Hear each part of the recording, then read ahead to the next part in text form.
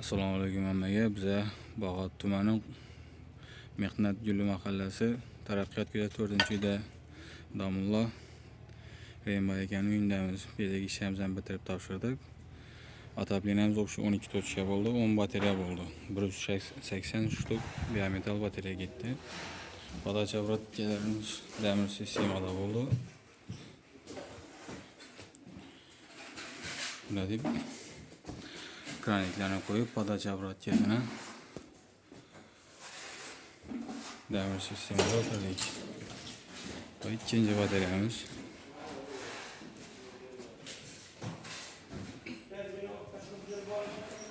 Dalanda 2 kere qo'yib berdik 20 dan.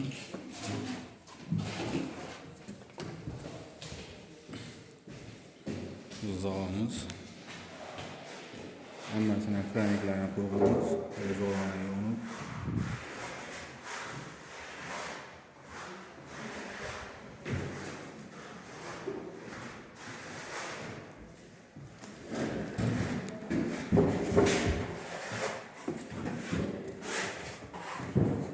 Spanilerni 15 tadan qo'yganmiz. 4-chi batareyamiz. Bu yerda 5-chi batareyamiz.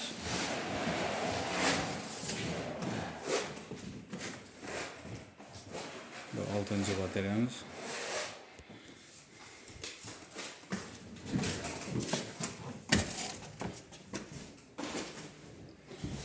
Kufniyamizdan batareya qo'ydik. 20 latib.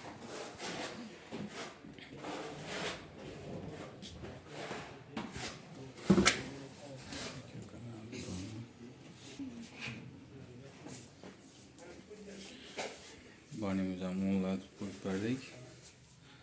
Go'shtlarni chaylatib qo'shib, plastiklarni ham. Bu uyga ketgan narsani o'zlarimiz olganmiz. Katyola hamma narsasi bo'lib, otoplinamizga 33 milyon 400 ming so'm pul chiqdi. Hozir katyollarni ko'rsatamiz.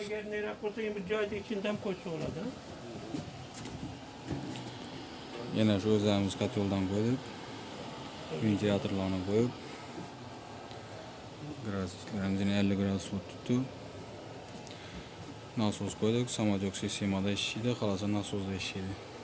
Razvezlarni qo'yib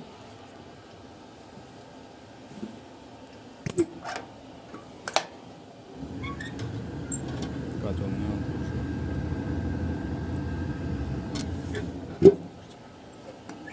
hozircha bir chelak ko'mir soldik. Shu bilan uydan meni aylanib chiqdi. 55 gradus tutdi. Raymo aka uyni ko'rdingizmi hammerni? Acayip, yap yok.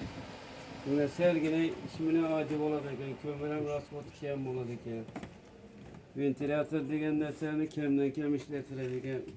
Samotog'am adi zor kızdıradi ekan sergine o't bilan. Aytgan size ma'qulmi? Kulturni acayip, taptoza, adam bulg'ashmaydi ekan. Bir alıştırgandan ki bir çeyrek kömür bilan demin alayı yataveradi ekan sıkıladi. Ustalarga rahmat, ishlarni omadlar, eldan yurtdan xizmatni hech qachon ayrimi topgan tuqqanni shu yaxshi kunlarga bola chaqasini yedirib ichirmak nasib etsin. Ammo sizlarga ukalarim sog' bo'lasizlar.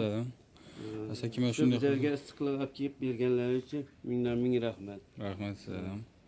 Asa kim shunday xizmatlar kerak bo'lsa, pastda nomerlarni qoldiramiz, bog'lanaverasizlar. Podpisatsiya bo'lib, like bosib, kommentariy yozib, fikrlaringizni bildirib qo'ying.